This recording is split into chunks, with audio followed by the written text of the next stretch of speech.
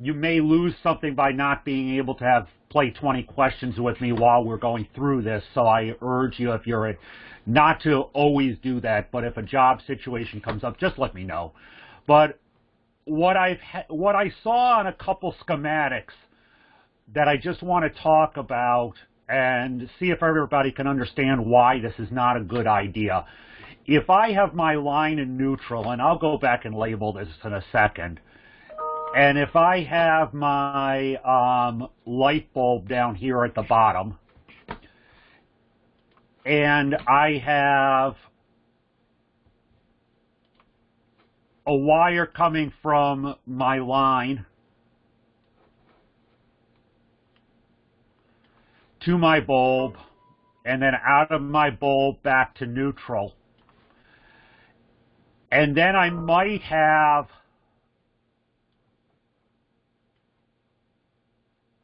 I might have put in a switch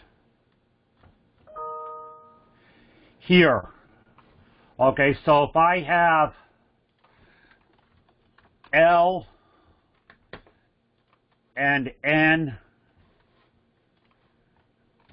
S and B, what's wrong with this circuit? Can anybody describe what's going to happen with this circuit? Yeah, both sides can have power. and if you flip that switch, it's not going to be good. The bulb's always going to be on. Will the bulb always be on? You're going to short circuit that, right? Yeah, I'm going to cause a short circuit, so the bulb is going to go off because of the breaker. Now, when we talk about source, path, switch, and load, what's wrong with this circuit? You're going straight from the hot leg to neutral without a load in between. Right. Okay, so this circuit will absolutely not work. Even if I take this out, and if I put in, let's say, if I put in just a fuse, okay, is a fuse a load? No. Yes. No. No? No. It's actually a safety, so it's a switching device. It's designed to open in case of an over circuit. It doesn't do any work. It would just blow up instantly, though. Yeah, it would just blow. Yeah. Because there's no load after it. So again, we have our source, we have a path, but we have no load. This load down here doesn't mean anything if we just have a plain wire, which this basically is. So again, when you're drawing your schematics, let's just be careful about making sure there's a load in everything. Now, I saw another variant of this. Again, this is a frequent error, so if you are one of the 6 people that made this similar error, please believe me, it's not something I don't see quite a lot of. So you had a perfectly good schematic. There's a perfectly good schematic that started off like that, and these are hand-drawn schematics. So again, this is not something that I've never seen before. This happens a lot when people are drawing schematics on paper. You make your sidebar, but instead of realizing that you just need to stop at your 2 sides, at your 2 ladders, you actually draw a box. Okay, and you forget to erase this bottom rung.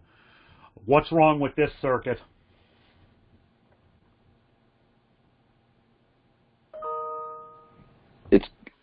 It's going to short circuit. It's a direct short. So if you're hand drawing these, or if you're drawing these on PDF Experts, try not to throw anything across the bottom, because it is a very honest mistake, and it happens a lot where you forget to erase this bottom rung, and it just really messes up your circuits and what you're looking at. So again, the circuits that I've been seeing are overall pretty good. I was able to see where, if there was a problem, I was able to figure it out very easily. If I put a note on your lab to please please send me the lab in an email. It's because for some reason what you uploaded to Canvas didn't work.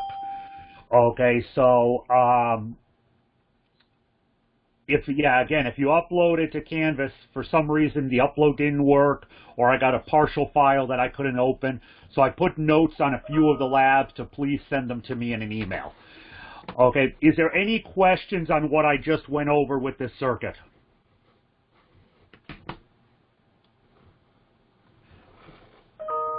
Okay, if there's no questions, I'm going to move on to the temperature pressure, to actually the refrigeration cycle first, and then we're going to talk about temperature pressure charts. By the way, a couple people attempted the temperature pressure chart lab that opened up when this module opened. Once we do our temperature pressure discussion today, you may want to consider resubmitting that. You didn't have all the information you needed to do it, and it's not right that I grade you on what you submitted. So you may want to try resubmitting that. Okay. Let's talk a little bit about the refrigeration cycle. Now, I've already gone over this in a very introductory state last week. We talked about this. And again, we said the whole purpose of any refrigeration that includes air conditioning is to move heat from a space where it's not wanted to a place where it makes little or no difference. I don't want heat in my house during the summer months. Okay, but I do want it to go outside because it really doesn't matter. Okay, so our whole purpose of the air conditioning system is to move heat from the space inside to the place outside where it makes no difference. We've already talked a little bit about the four major components, and this whole thing is called the vapor compression system. It's the refrigeration cycle. But when you start seeing this in your books and when you see it on future exams, some of you are going to have to take for like licensing, certifications, and stuff like that, it's known as the vapor compression system. So the refrigeration cycle does have another name, and again, that other name is called the vapor compression system.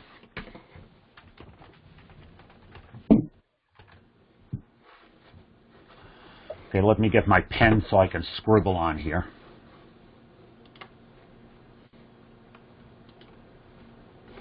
Okay, so again, need to know vapor compression system. Okay, that's what the refrigeration cycle is officially known as. Okay, the compressor is what basically starts the whole process. Okay, the compressor is the heart of the refrigeration system. I said that before. We talked a little bit about it last week. So the compressor is a positive displacement pump. In other words, increases pressure. That creates a pressure differential required to absorb heat in the evaporator and reject it in the condenser. So as we start talking today about temperatures and pressures, realize that the pressure differential on one side of the system is basically caused by the compressor. Okay? It raises the pressure on the output side, which goes to the condenser, and by the suction that it creates on the low pressure side, it helps the metering device create that low pressure. For a refrigeration system to properly work, I have to have a low pressure side and a high pressure side. It all has to do with the boiling points that we're going to talk about when we talk about that temperature pressure chart. Okay, it all has to do with the boiling points of the refrigerant. The condenser, okay, is the component where heat absorbed in the evaporator as well as the heat of compression is rejected into the ambient fluid, okay? Could be air or water. Okay, I talked a little bit last week about water-cooled condensers and what you can do with water if the condenser fan goes down. But the condenser is where heat absorbed in the evaporator as well as the heat of compression, because anytime you compress a gas, you generate heat. Okay, the refrigerant enters the top of the condenser as a superheated vapor. Here's another term that we are going to talk much more about. Anytime you see the word superheated, it means that the vapor actually has sensible heat. That's heat you can measure added to it after the change of state. In other words, in the evaporator, we changed it from a liquid to a gas by adding heat. Okay, we went through a change of state. Now, at the end of the evaporator, there's some additional heating that's going on. It's not a latent heat change. It's a sensible heat change. I can measure it. That's superheated. So anytime you see the word superheated, it's a sensible heat change that has happened after we've changed from a liquid to a gas. Now, in the condenser, the refrigerant has to lose that superheat, has to lose that sensible heat before it can start the state change from a vapor to a liquid. Okay, so the first part of the condenser, okay, we de-superheat. We get rid of that sensible heat, and then we can do the state change from a vapor to a liquid. Okay, so again, we're coming in here out of the compressor. Okay, we come out of the compressor. We come into our coils of the condenser. We're first just as a gas. In the first couple coils of the condenser, I have to de-superheat. I have to get rid of that sensible heat. Then we come into the middle of the condenser. I'm doing my latent heat change. In other words, I'm converting from this gas to a liquid. This is all latent heat change. Till about the bottom quarter of the condenser. By this bottom quarter of the condenser coil, I now have all liquid. Okay, we've done with the latent heat change. I now have all liquid.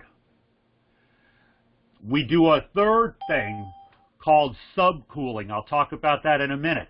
But there's another sensible heat issue here. We're continuing to cool this refrigerant under its latent heat point. Okay, in other words, we've done the conversion. We've done the change from a gas to a liquid. As you get lower in this condenser, as you start getting to the outlet, we start again just cooling, a measurable heat change, where we're continuing to cool that refrigerant because that refrigerant is still over air temperature. Okay, it's over the ambient temperature. When we're talking ambient temperature, I'm talking about the air that's being pulled into the condenser coil. That's my ambient air, not the air that's being discharged through the side or the top of the unit. Is there any questions on this diagram?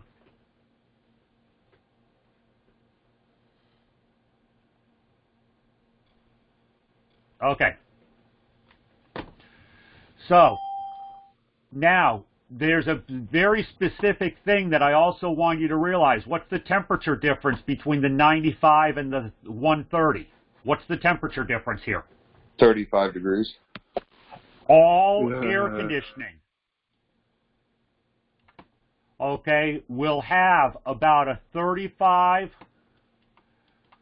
to 40 degree temperature rise coming through the coil. Okay, about a 35 to a 40 degrees. Now, there's another number I'm going to give you as we go through this. I'm not sure I'm going to cover it today, but there's another number that's similar to there. But you're going to see about a 35 to 40 degree temperature rise across most systems. And again, I'm saying most because there's different efficiency systems out there. When the refrigerant leaves the condenser, it heads to the metering device. Now, the metering device does exactly what its name is. It regulates the flow of refrigerant into the evaporator. It sets up a pressure difference between the high inlet pressure, in other words, the pressure coming out of your condenser, and the low pressure in the evaporator. The pressure difference is what begins the refrigerant boiling process. Again, we boil the refrigerant to absorb the heat, because anytime we boil something, it pulls in BTUs. It takes BTUs to boil. And so when we boil the refrigerant in the evaporator, that's where we absorb heat. We have basically three different types of metering devices shown here that are used frequently in air conditioning. Our cap tube is over here on the left. It's just a little tiny tube. This is a capillary tube. Again, we're going to talk much more about these metering devices. Okay, this center one is an AEV. Okay, AEV.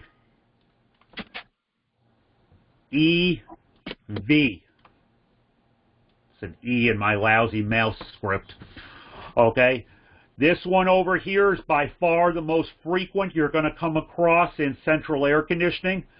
Okay, and the one that you're going to work with the most is a TXV, thermostatic expansion valve. Okay, so again, we have a cap tube over here on the left, we have an AEV, and we have a TXV. You don't see the AEV that much in air conditioning, so don't spend a lot of time worrying about it. The cap tube, which is over here on the left, capillary tube, because it's a very, very small tube, okay, you're going to see more in window units. Okay, I don't see them in split systems, but more in the window units, and even the PTAC, which is the terminals, which is the units that you see like in hotel rooms. Okay, you see it more in those. The TXV, you're going to see the majority of them in split systems, which is what we use for central air conditioning. You'll see them in rooftop units. You'll see them just about everywhere else in the larger equipment. Now, there is a fourth type coming along that, again, we're not going to worry about too much right now. It's called an electronic expansion valve. Okay, electronic expansion valve, EEV. They're very expensive, but they're very, very accurate. We're starting to see some of these in some of the ductless split systems, like the little Mitsubishis that are being produced last year and this year. I'm starting to see some electronic expansion valves. The valve itself costs about $600, and the controller board that goes along with it costs about another $500. So it's a very expensive component, which is why it's been slow to spread. But again, its accuracy and efficiency are so much better than the other valves.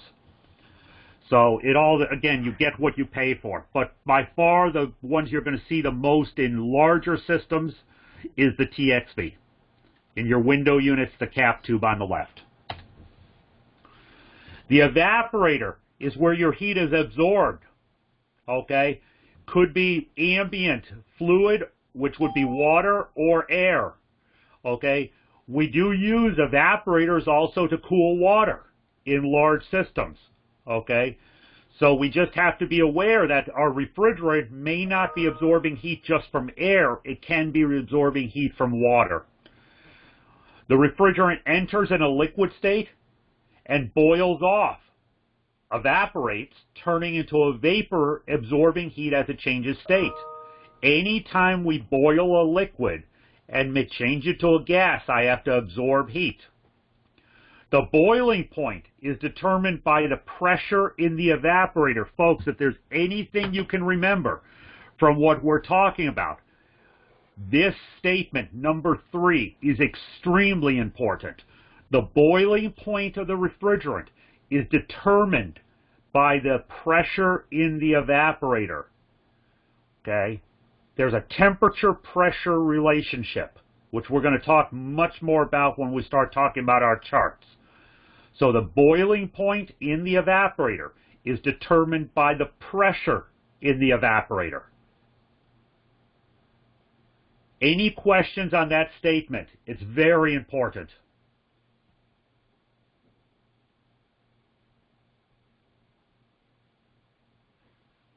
Okay. This is a typical evaporator. Okay, the reason it's called an A-type evaporator is if you look closely at it, and if you would look at it from the bottom, it looks like an A. It doesn't have the cross brace across the center, but the air blows up here through the bottom and blows through the evaporator and comes into the ductwork up on the sides. Your refrigeration connections are right here. Okay?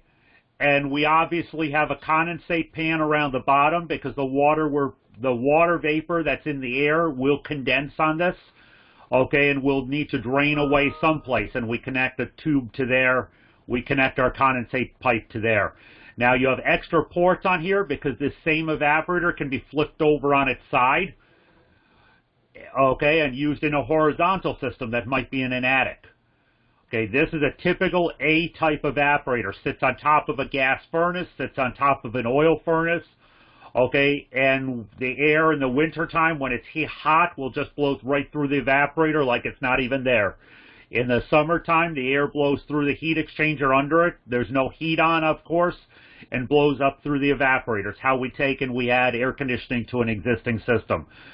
So, again, this is a typical A-type evaporator. Okay, A coil. We also have H coils and some other configurations we'll talk about. The system is divided into high side and low side pressures. I went over this on my diagrams yesterday. We're going to show it to you on the or last week. We'll show it to you on the diagrams again. Division between the high side and low side takes place between the compressor and the metering device. The compressor and the metering device are my 2 points of pressure change. Okay, you have to understand the difference between the two for proper diagnostics of a functioning system. Okay, it's very important to understand there's a high side and a low side. Without understanding that, there's no way you can diagnose a system. So again, the refrigeration cycle, so far what we've talked about. Okay, I have my compressor and I have my metering device. Okay, those are my 2 points of pressure changes. I have my evaporator here on the left, and I have my condenser. Okay, sorry about the lack of straight line. Okay, those are my 2 points of change of state. Everything at the top here is a gas. Everything at the bottom portion is a liquid. Okay, so we have low temperature, low pressure liquid. I have low temperature, low pressure gas. I have high temperature, high pressure gas, and I have high temperature liquid.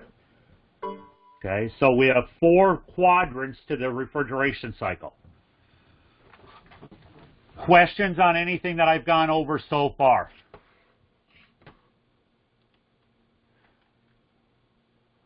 Okay, let's switch to my refrigeration cycle.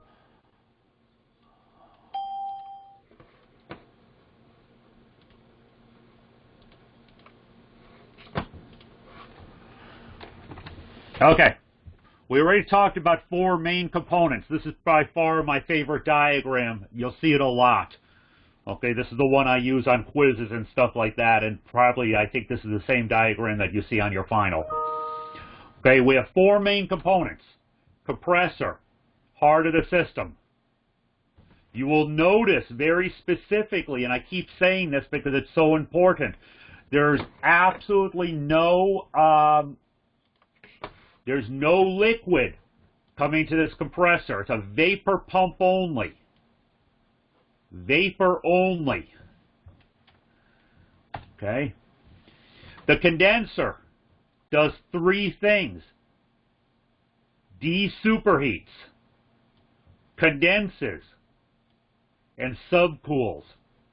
So again, last pass, we subcool. Center, we condense. Top portion, we desuperheat. What did I say the definition of desuperheating is? Somebody, what did I say the definition of desuperheating was? Sensible heat, measurable. Yeah, I'm rejecting the sensible heat. Okay, what's subcooling? Anybody, what's subcooling? And it's okay to be wrong.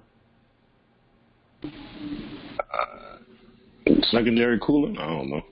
Temperature loss after the condensing?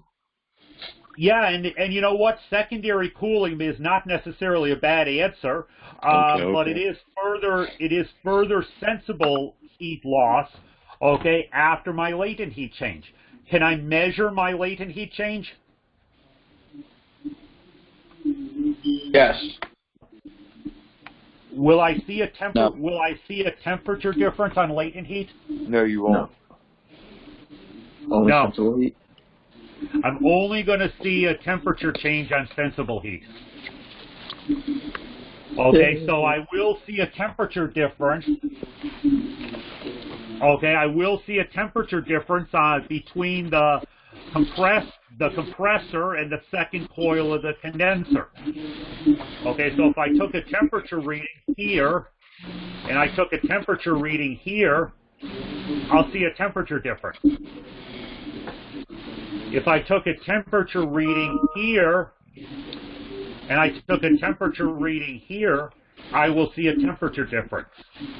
I will not see a temperature reading in the condenser, in the center portion. Any questions on that?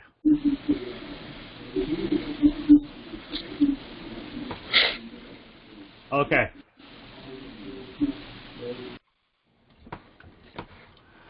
The metering device lowers the pressure of the refrigerant as it enters into the evaporator. When the pressure is lowered, the temperature drops as stated in Charles' law of ideal gases. I think your book actually went into that a little bit. There is a temperature-pressure relationship. When the pressure is lowered, the temperature drops. The temperature and pressure are directly proportional. When one increases, the other increases.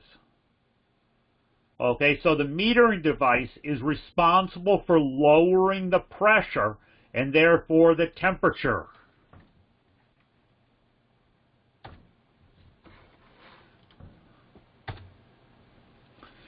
The evaporator is where the heat is absorbed. Okay, and as the air blows across the evaporator, it lowers the sensible heat of the air. It removes the latent heat of the water vapor, in other words, the humidity that is in the air. So a major portion of our air conditioning system is to dehumidify. Okay, there's moisture in the air, especially on hot, humid days. The major portion of our air conditioning is to dehumidify. We do that before we lower the sensible temperature.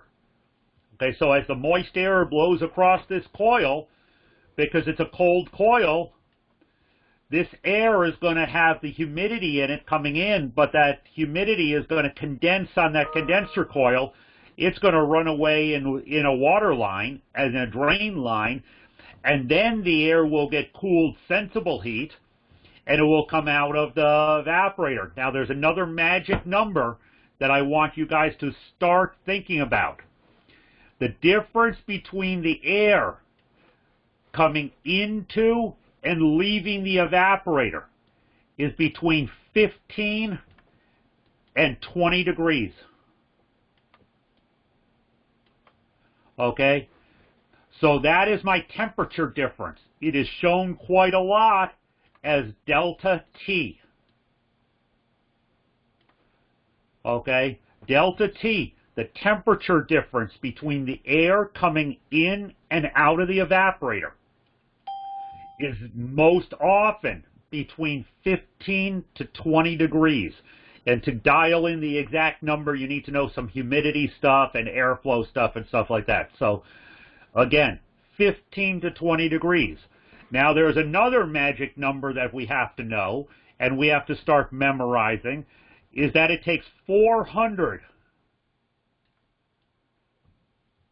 CFM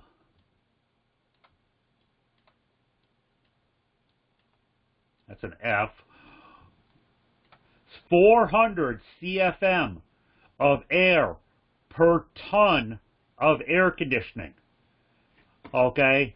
So if you have a 2-ton system, I have to move 800 CFM of air across that coil.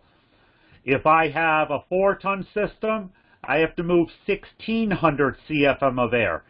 CFM stands for cubic feet per minute.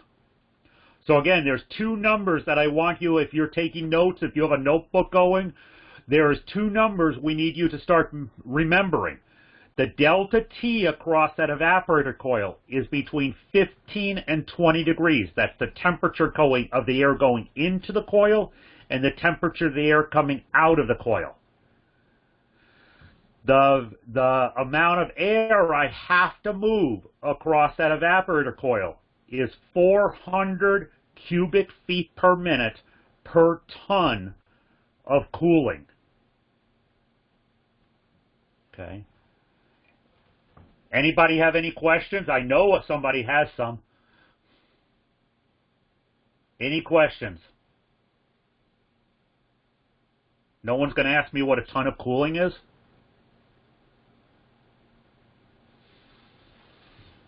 For everybody else. My bad. I was making a bunch of noise. Yeah, what is a ton? I think I know, but 12,000 BTUs.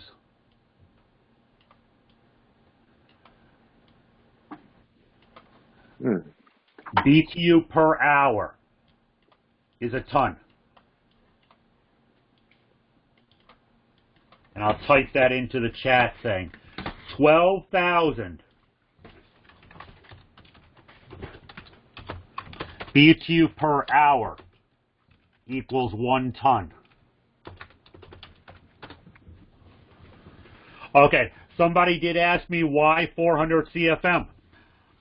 Honestly, it's just the design standard that has been set since day one of air conditioning. It's just how much air the designers of all air conditioning systems, they design the system for that moves air across that evaporator coil. Can I vary that occasionally? Yeah, if I have an environment like a computer room that I want to keep perfectly dry, I'll let the air sit on the coil a little bit longer. Okay, so I may only move 350.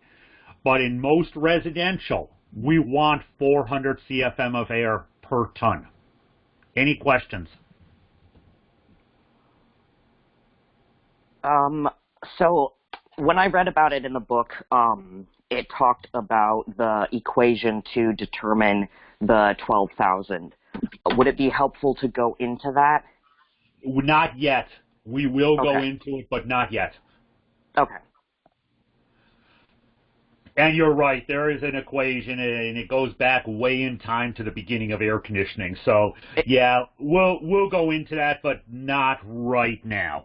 Because I actually don't think you'll ever need to know, you'll never use that. For me, it just helped me understand the concept of 12,000, where the 12,000 was coming from. Yeah.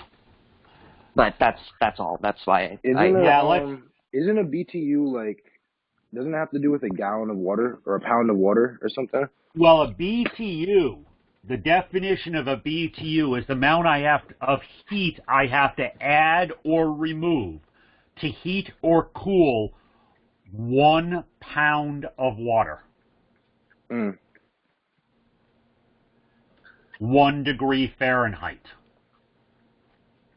Okay, so if I want to increase the temperature of 1 pound of water, right, 1 degree Fahrenheit, I have to add 1 BTU. Okay. Now, if I want to do it over a period of 2 hours, how many BTUs per hour do I have to add? 2. Oh, wait, no, I'm confused. 48.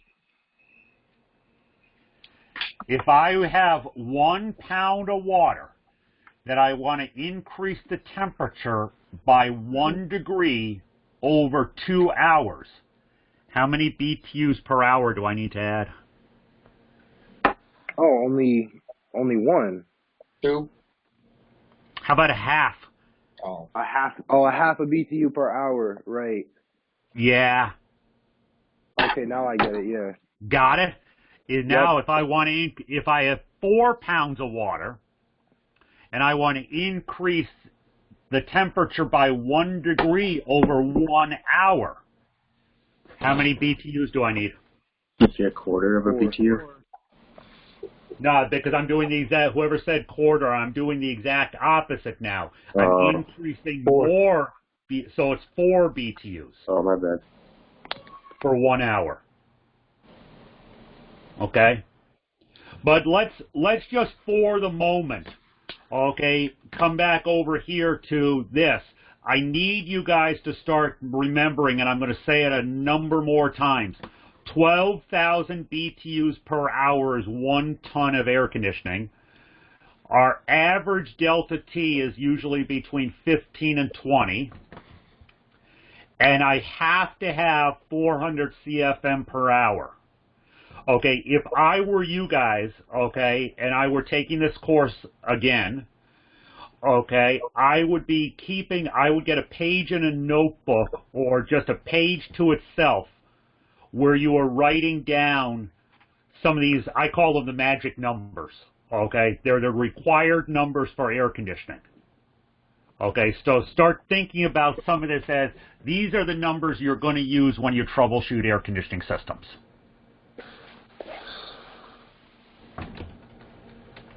Okay. The liquid line is a new term that I'm now adding. The liquid line is between the condenser and the metering device. The liquid line is between the condenser and the metering device. The liquid line always has a filter dryer, which is that device right there that I just pointed the arrow to. It sometimes has a sight glass, okay? Always has a filter dryer, sometimes has a sight glass. Okay, sight glasses we'll talk about when we talk about some of the accessories on refrigeration systems or air conditioning systems, but it's not always there anymore, and it's not always there for a good reason now. But always has a filter dryer. But the liquid line carries my subcooled refrigerant out of the condenser to the metering device.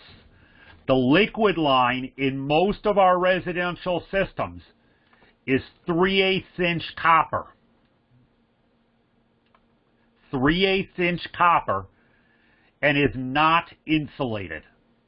Let me say that again. The liquid line in most of our refrigeration systems is 3/8 inch copper and is not insulated. So again, if you have central air conditioning in your house, take a look at the outside unit and you'll be able to easily identify the liquid line without taking anything apart. If you have ductless splits in your house, and I'm pretty sure at least one person on this call does, if you have ductless splits, don't get fooled by looking at the line sets coming from your outdoor unit to your indoor unit. Sometimes all the metering devices and everything is in that outdoor unit. So both those lines might actually be vapor refrigerant. So it's a little bit different on ductless splits. We'll talk about that one further down the course. But again, liquid line between condenser and metering device. The filter dryer, okay, traps particulate matter and moisture in the refrigerant. The moisture is absorbed by the decadent. You know, like you get a new pair of shoes or new electronics and there's a little baggie of stuff that says don't feed to the animals or your kids. Okay, it's the same decadent. All it does is absorb moisture.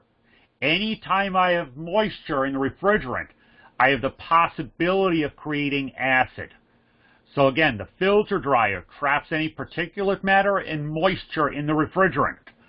The moisture is absorbed by those little pellets called decadent and held in to slow the formation of acids.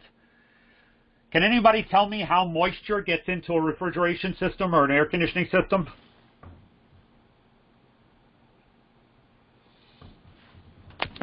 Stuff. Why does it come In the from? air? A leak in the I heard from Rain? the air how, well, yeah. Now, how does air get into a refrigeration system? It could be from pouring. Technician's mistakes. Through the compressor. Okay, I heard two answers. One was through the compressor. The other one was from technician mistake. Okay, let me address the compressor thing first. The compressor is sealed, so it's not going to pull in any outside air in normal operation. Okay, this is a sealed system. Through the technician's mistake is the one that I was looking for. The only way air can get in a refrigeration system, be it air conditioning or refrigeration, same damn thing, okay, is through technician's mistakes. Okay, a technician has to not be doing what they're supposed to be doing for air to get into the system. So every time we talk about how to properly put gauges on, how to properly service these systems, and when you get into shop and you start practicing with your gauges and how to service these equipment, remember what we're telling you is important, because air and moisture in a system will cause acid. Acid will burn out the windings in the compressor and can cause a compressor replacement. Compressors cost between $500 and up to $5,000, depending on the size of the compressor. Okay. When you have to replace it, when you have to replace a compressor, do you have to naturally replace all the refrigerant as well? Yeah. Anytime you replace a major component, okay, and by what I mean a major component, compressor, okay, evaporator, condenser, metering device.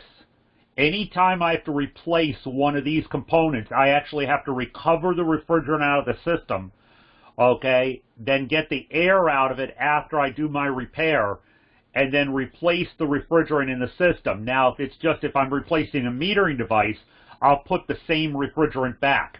If I'm replacing a compressor because of compressor burnout because of acid, I am going to replace the refrigerant with what we call virgin refrigerant. That's new, unused refrigerant.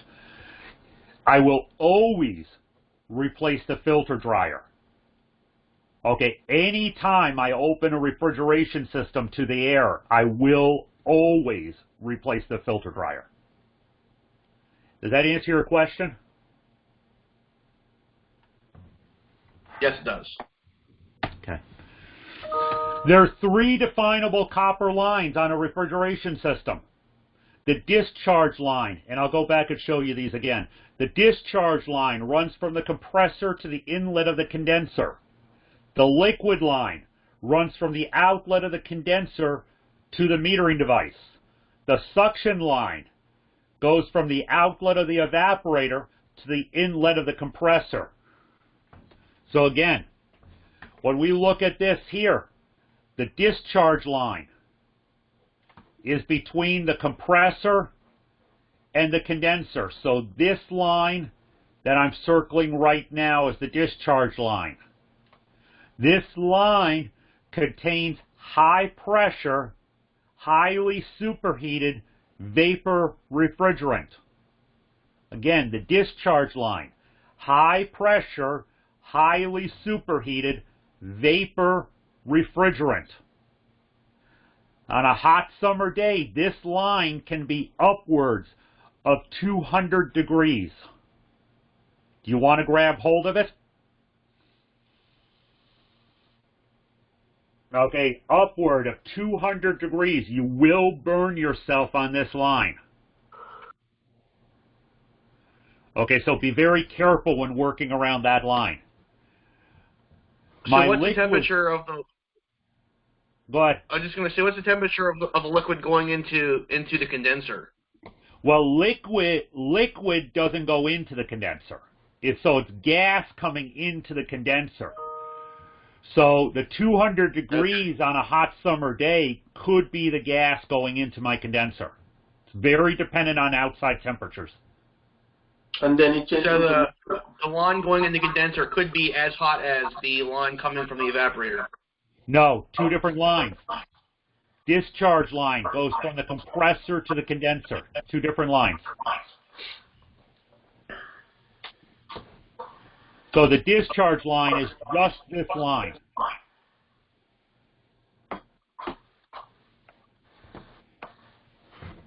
Does that help, or still have a question on that? Yep, good to go. Okay. So again, discharge line, just this line. Now, the reason it is so hot, not only do we have the superheat and the heat we've picked up from the evaporator, but my biggest heat is coming off the heat of compression. Remember, I'm compressing a gas. I'm not only increasing its temperature, but I'm increasing the pressure. Okay, so this is a highly superheated vapor. The only thing that provides cooling to this compressor motor, and we'll talk about this more when we talk about compressors, is the refrigerant running through it. Okay, so discharge line. Liquid line is from the outlet of the condenser to the metering device.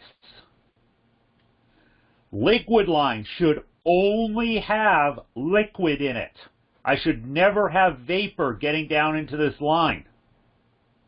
It's very important to remember from a troubleshooting perspective. Liquid line is called a liquid line for a reason. Should only have liquid. Now, we haven't talked about it yet, and so it's okay to guess on this answer. What happens if this condenser coil gets so plugged up with debris, leaves, pollen, and everything else like that, that no air can blow across that condenser coil? Thermostat trips or shut off? Some high pressure could trip, you're right. What else would happen to my refrigerant in the liquid line? Turn back into a liquid. How about if you change how about if you change the wording of that? We never condense. So we could have vapor refrigerant coming all the way through the condenser and coming into the liquid line. Okay, so again, we want to be careful and make sure that our liquid line is actually only liquid. Okay, so liquid line, again down here. Liquid line will have the filter dryer in it. Sometimes have the sight glass. The third line we are worried about is my suction line. My suction line connects the evaporator to the compressor. The suction line should only have a low temperature, low pressure vapor. It does have a little bit of superheat, okay, because this last pass of the evaporator coil, we're adding sensible heat. And we're going to talk much more about superheat in a future lesson. But we're adding some sensible heat to this last pass of evaporator. Okay? So it becomes very important to realize my compressor, my suction line, only has vapor refrigerant in it. So do we have any questions on the three lines that I just talked about? We have my discharge line, we have my liquid line, and we have my suction line. Okay? Cannot have moisture anywhere in this system. Moisture in a system is 100% caused by the technician. Okay? I make no secret of the fact that I work with some insurance companies and go do insurance inspections in my free time when I have any. And one of the things that always comes up is if there's a burnt out compressor, who was at fault? I guarantee my answer is the last technician who serviced it. Okay? That's who's at fault. Because moisture does not get into a refrigeration system by itself. As I said, three lines. We talked about this slide. No need to go beat it to death again. Now we have states of refrigerant. Okay? We have high pressure. We have high temperature. We have low pressure. We have low temperature. I have superheated vapor, and I have subcooled liquid. Those are our states of refrigerant. Discharge line. High pressure, high temperature, superheated vapor. Discharge line, high pressure, high temperature, superheated vapor. Liquid line, high pressure, still a little bit of a high temperature, subcooled liquid. In other words, high temperature, I mean if I grab hold of the liquid line, okay, it's going to feel warmer than the outside air. Okay, it's not going to feel cold. It's going to feel warmer than the outside temperature. But it's definitely cooler than my discharge line. And it's cooler than my center point of my condenser. But it's still considered a little bit of a high temperature because it's warmer than the ambient air. But it's a high pressure, sort of high temperature, subcooled liquid. And all subcooling means that after the temperature where my change of state happened, we have a further temperature drop. Sight glass and filter dryer are considered part of the liquid line because they're on that line. Suction line. Low pressure, low temperature, superheated vapor. And again, all superheat means is sensible heat that has been added after my change of state. So we change from a liquid to a gas. And about that last pass of the evaporator, I am adding sensible heat. So again, superheated vapor, all it means is after my latent heat change, I've added sensible heat to that vapor. The reason for our superheat is to ensure that I do not have liquid refrigerant coming back to that compressor.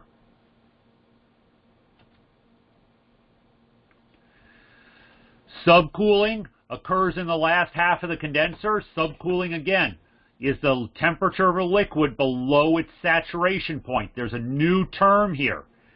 Saturation point. That's the point where we go from a gas to a liquid. Saturation point. The higher the subcooling number, the more heat the system will absorb. Subcooling, it's sensible heat. Superheat.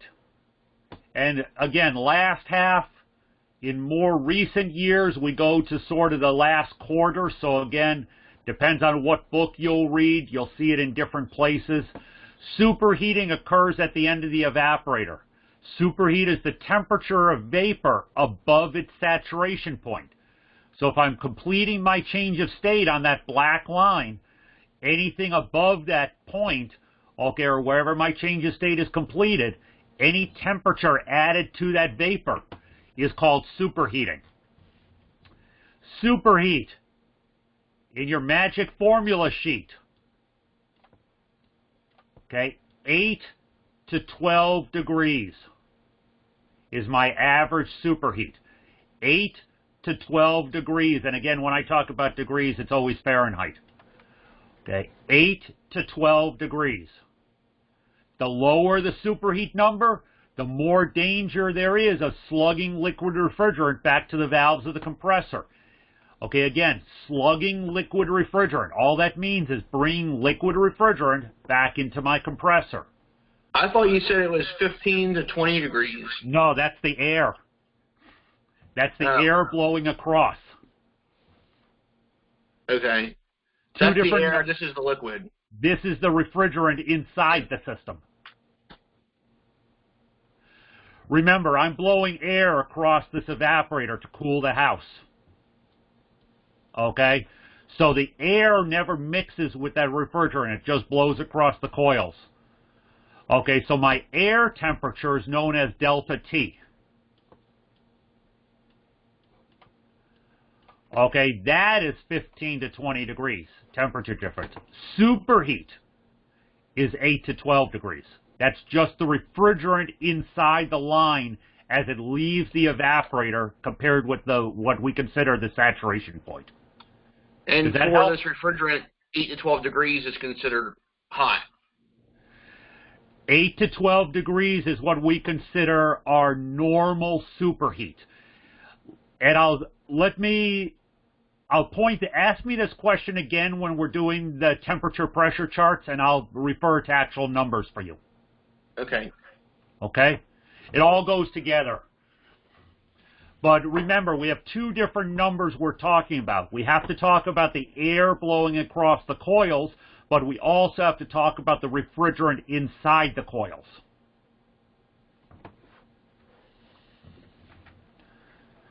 Okay, 8 to 12 degrees is my average superheat. And yes, it is a range because systems vary between that. Flash gas is another term that we have to talk about. I mentioned it when I went through my refrigeration cycle when we first talked about refrigeration cycle. Right here at the outlet of my metering device, I'm dropping from a high pressure liquid to a low pressure, sort of like you put your finger over the end of a garden hose and you have that little spray that comes out. Okay, immediately as that low pressure liquid sprays into the evaporator, it starts to boil off. Okay, it starts immediately to do its change of state from a liquid to a gas. So right here where these arrows are, we consider this, it's called flash gas. Okay, it's the pressure drop at the outlet of the metering device. So part of the refrigerant immediately flashes off to a gas. Anytime we start evaporating something, we lower its temperature. Okay, we lower the temperature of the area around it. So what this flash gas does, it helps lower the temperature of the refrigerant as it starts spraying into the evaporator. We still have a low pressure, low temperature liquid right there. Doesn't completely boil off. So there's two areas right here. There's flash gas that is mixed with a low temperature liquid refrigerant. But flash gas, just know that terminology is it's the gas, it's the liquid refrigerant flashing off as it comes out of the metering device. Okay. Now, heat always flows to an area of cold. Okay, heat will always travel through metal, through walls, through windows, through doors, from an area where there is a lot of heat to an area of very little heat. So our whole purpose here is that the heat will be absorbed from the airstream. Again, we're blowing air across this coil, okay, in our ductwork. We will always pull heat into the colder environment. Okay, so second law of thermodynamics, heat, energy, flows to an area where there is no energy. So heat will always flow and transfer from areas of high heat to areas of lower heat. Okay, on the outside, which is my condenser side of the system, I'm pulling air through the condenser using the outdoor fan, the condenser fan. We're pulling air across that condenser coil outside. The temperature of the refrigerant in that condenser coil is always over the outdoor temperature, or should be always over the temperature of the outside. Okay, so we're going to transfer heat out of the refrigerant that's in this line to the air we're blowing across it. Okay, so again, we transfer the air coming out of this is 15 to 20 degrees lower than the air coming into the evaporator coil on this side. The air coming out of the condenser, 35 to 40 degrees difference between the air coming in and out. And that is a pretty wide range again on both sides, but there's a lot more to it to get the exact number. Okay, so it will always absorb heat and discharge heat based on the temperatures. Okay, and that's basically what I just went over there. The temperature of the refrigerant outside must be greater than the ambient air passing through the condenser. So it's going to reject the heat into the evaporator. So we absorb heat here because the refrigerant is colder in the coil, and we reject heat here because the refrigerant is warmer than the outside temperature. Okay? The only way this works is if I have my 2 points of pressure change, because the low pressure here keeps that refrigerant colder. The high pressure here keeps the refrigerant warmer.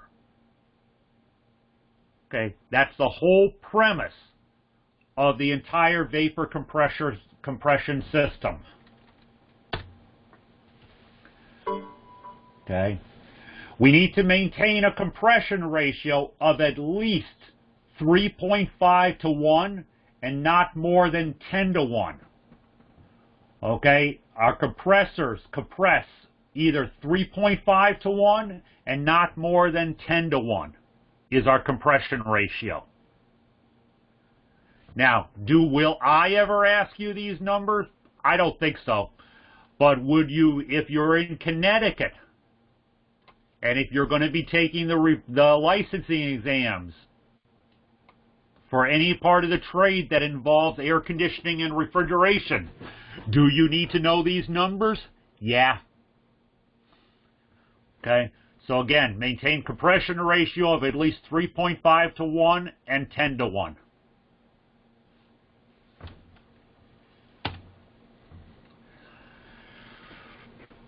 For refrigerants to be used by our industry, there's some important guidelines you have to follow. Okay? 3 main guidelines. It must be stable. Refrigerant cannot break down. It must last and go through change of states a lot of times over its lifetime. It cannot lose its molecular structure nor change its chemical makeup. In other words, it has to go round and round forever. And it should not change its chemical makeup. It has to be stable. Must be non-flammable. Okay, now this one is starting to become a problem. Has anybody been reading up on refrigerants and what we're starting to see in the trend in the industry right now? For those who had refrigeration last term, I think we might have mentioned this in refrigeration. Is all our refrigerants not non-flammable anymore?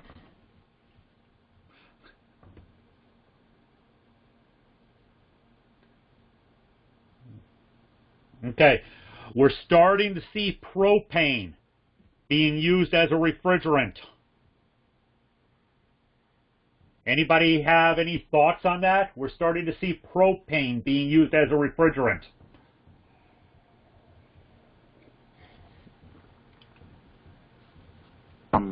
There was an organization, SNAP, only approved, I want to say 3 different refrigerants, and I think they're now allowing anything up to, I want to say, 18 ounces. So it's very small, but you now are starting to see some equipment, and I heard that they may extend the use of that in 2025 to up to 3 pounds of refrigerant at this point. Yeah, HC refrigerants, they R600 isobutane, R290 propane, and R441A HC blend. Yep.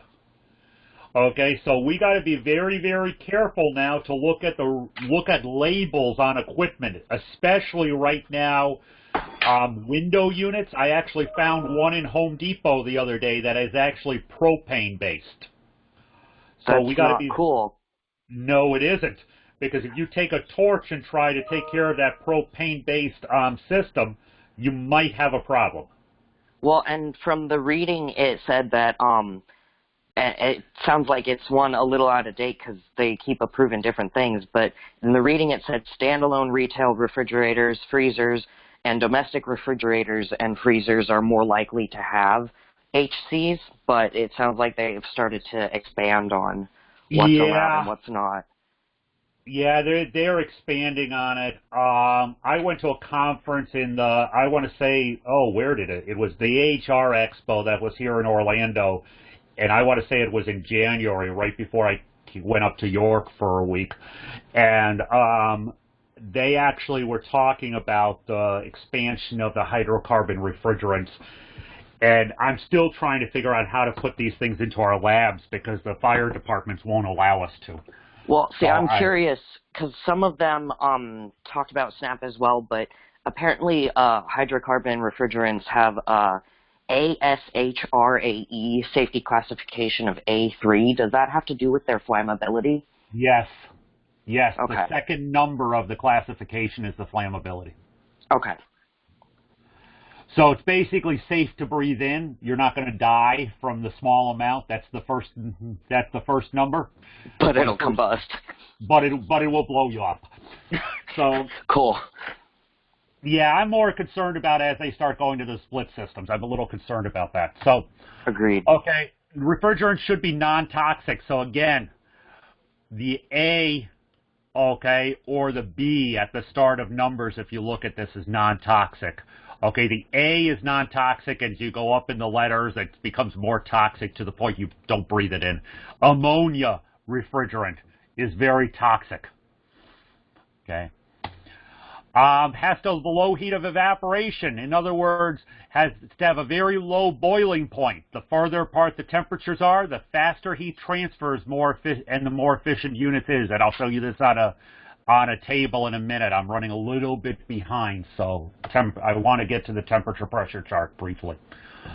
So again, overall, if you have not downloaded this handout or this set of PowerPoints from today's module, I would highly suggest you get this, at least this slide. Okay, this basically goes over everything we've talked about.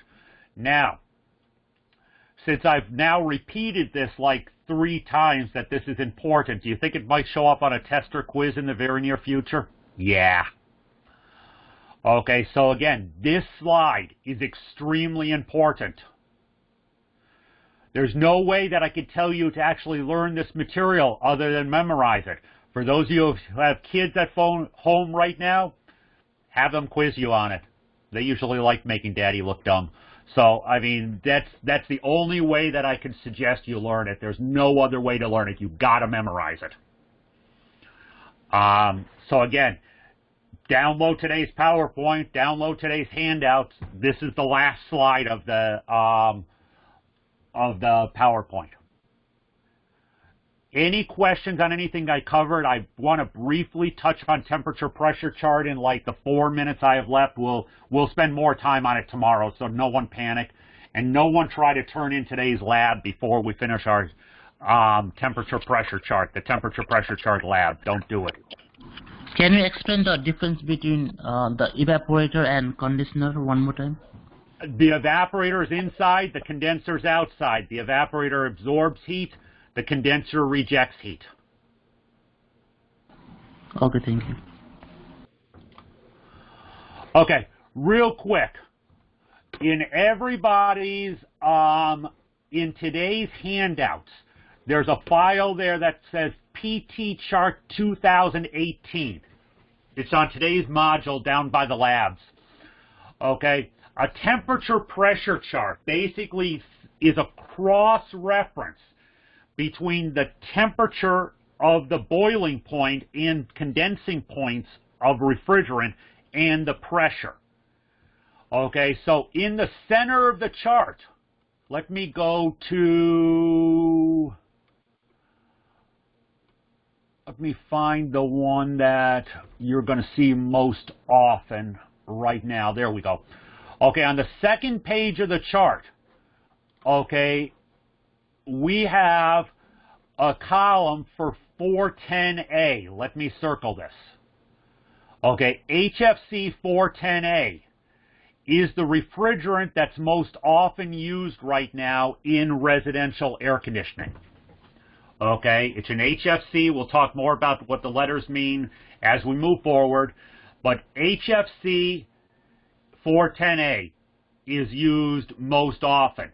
Now, if I come down this chart, okay, the center portions, okay, in our columns, so the numbers that are going down the chart. These are pressures. This is the pressure of the refrigerant. Okay?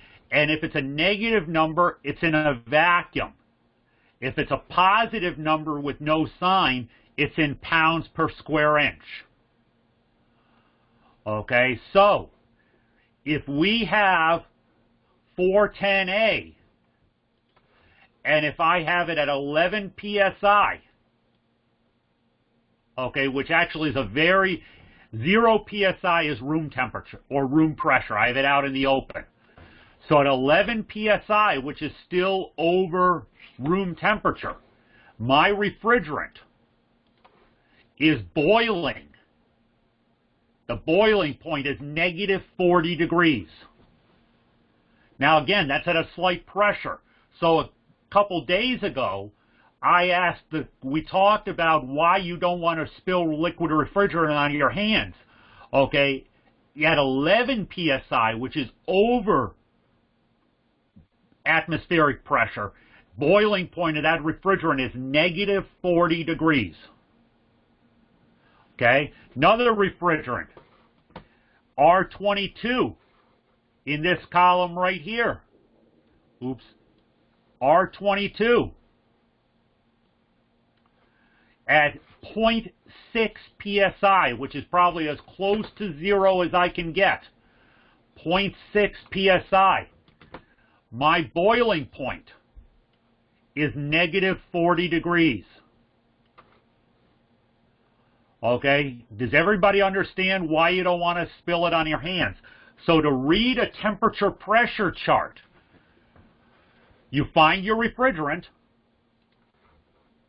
like R410A, you come down to the pressure you're given, or you are seeing on your gauges, and you come over to the temperature on the side.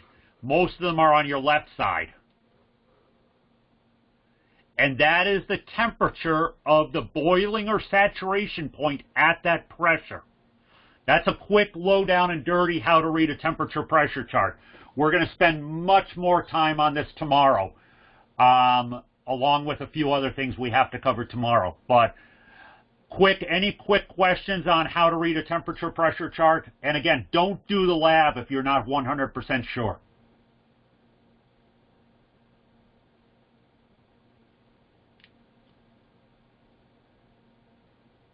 Questions? So you basically just obviously you find the refrigerant you're using, then you come down to the pressure you're getting or you're reading off of your meter, and then you go to the left to find out the degrees. Yeah, and I could do the exact opposite. Okay, yeah, if I know the temperature and want to find the pressure, I find the column, the refrigerant I'm on, I look to the left and find the temperature, and I cross-reference to find the pressure. Okay. And use your closest number. So if they give you like a 12 degree, you're going to use 62. If they give you a 13 degree, you'll go up to the 70.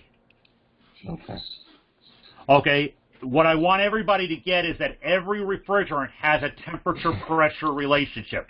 And this is the boiling point or the saturation point. We're going to talk more about this tomorrow. Okay. That's all I have for everybody today. If you have questions,